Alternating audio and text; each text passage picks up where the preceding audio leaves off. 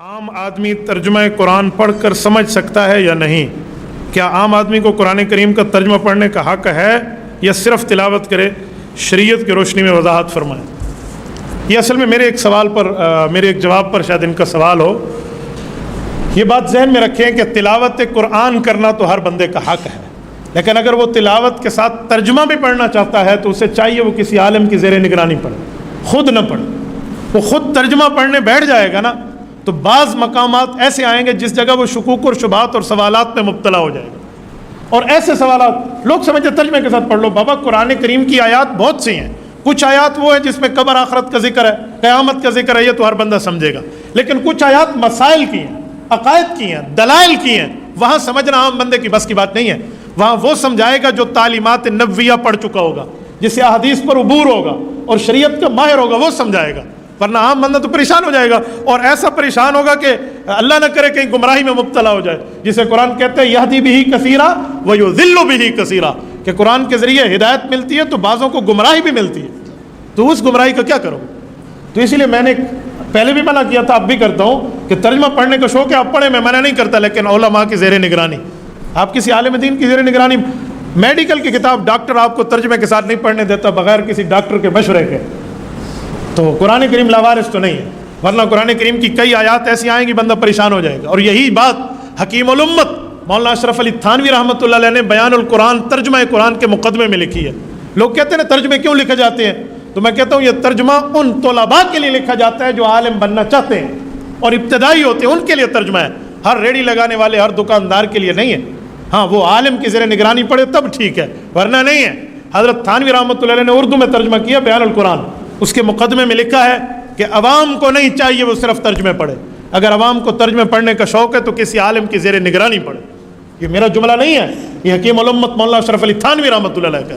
اور آج کل لوگ کہتے ہیں نہیں ہر بندہ ترجمہ پڑھے، بھائی ہر بندہ اگر ترجمہ پڑھے تو علوم حدیث کہاں جائیں گی، صحابہ کرام کی تشریحات کہاں جائیں گی، اہل بیت نے جو رسول اللہ سے قرآن کریم سمجھا ہے ان کی تشریح کہاں جائے گی؟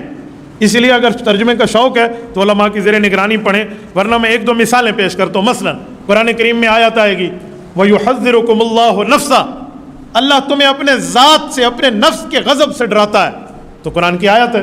ایک آیت اور بھی ہے کُلُّ نَفْسٍ ذَائِقَةُ الْمَوْتِ، ہر نفس پر ہر ذات پر موت نے بھی آنا ہے۔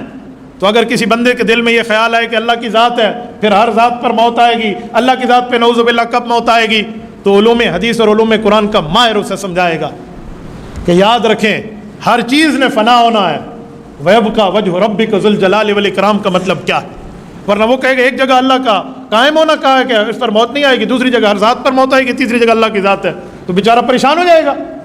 اسی طرح قرآن کریم میں اگر آپ اور نہیں تو عدت کے مسئلے کو اٹھا لیں، ایک خاتون کا خاوند فوت ہو جاتا ہے، وہ عدت کتنی گزارے، تو قرآن کریم میں سورۃ البقرہ میں دونوں آیتیں موجود ہیں۔ ایک آیت ہے کہ عدت 1 سال ہے، متاعا الی الحول غیر اخراج، اور ایک آیت ہے تربصن بانفسہن 4 اشہر و 10 4 ماہ 10 دن ہے۔ تو عام آدمی جو بغیر ماہر کے ترجمہ صرف پڑھے گا وہ کیا کہے گا کہ 1 سال عدت گزارے گا 4 ماہ 10 دن گزارے؟ تو عالم بیٹھا ہوگا جو قرآن اور حدیث کو جانے گا وہ کہے گا یہ حکم منسوخ ہے، پہلے وقت کا ہے، اور یہ حکم بعد والا ہے۔ عام آدمی خالی ترجمے سے تو فرق نہیں کرے گا، تو کیا کرے گا کس جگہ؟ یا مثلا عام بندہ کہے کاف ہا یا عین صاد، سورت نمبر 19 سورت مریم شروع ہو رہی ہے، تو اس کا ترجمہ کیا ہے؟ الف لام میم، اس کا ترجمہ کیا ہے؟ وہ کہے گا نون والقلم، اکیلا نون ہے، نون کا ترجمہ کیا ہے؟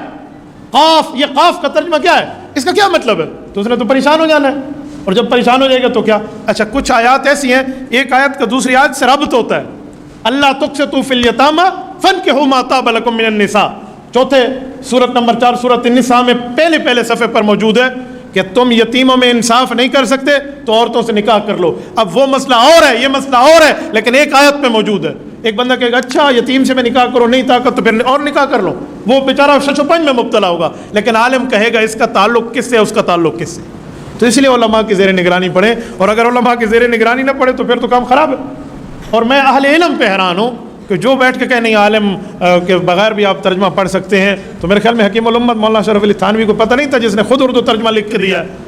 تو اس لیے آپ اردو ترجمہ پڑھیں، میں آپ کو ویلکم کرتا ہوں، لیکن آپ کسی نہ کسی عالم دین کی رہنمائی میں پڑھیں، ایسے نہ پڑھیں، ورنہ میں ایسے کارگزاریاں بھی جانتا ہوں۔ اپنی ڈیرہ اسماعیل خان کی بات کر رہا ہوں، ممبر پر بیٹھوں میں جھوٹ بولوں، اللہ میرے ساتھ مدد کھینچ لے گا، مجھے ممبر پہ جھوٹ بولنے کی کیا ضرورت ہے؟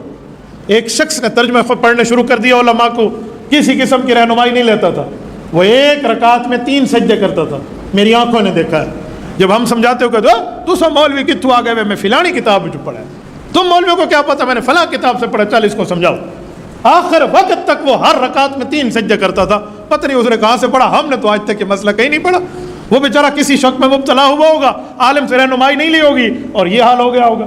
اس لیے ہماری سریکی کی ایک مثال ہے، وہ میں آپ کو سمجھاتا ہوں کہ ماں کلو دھیس یعنی ردھے پکج گھتے پانی، تو کبھی بیٹی ماں سے عقل مند نہیں بنتی، وہ بننے کی کوشش کرے گی تو پھر یہی حال ہوگا۔